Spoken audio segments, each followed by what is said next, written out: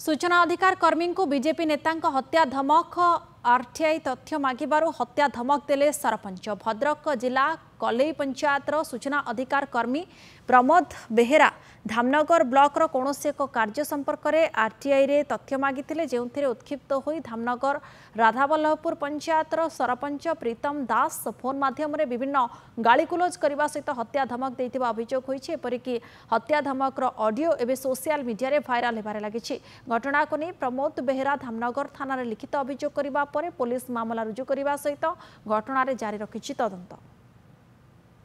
प्रथम अनुल माने अजना कॉलटे आसला से रिसीव कली सी कहते आप धामनगर ब्लॉक आसपारनी तथ्य मागी पारनी एमती जानिली सी राधावल्लभपुर पंचायत सरपंच बोली ना प्रीतम दास जिते कौन इरेगुलारिटी आसूँ आमको जड़े धमक पर्यंत कहूँ विभिन्न कथा निश्चित आईन आश्रय नबू।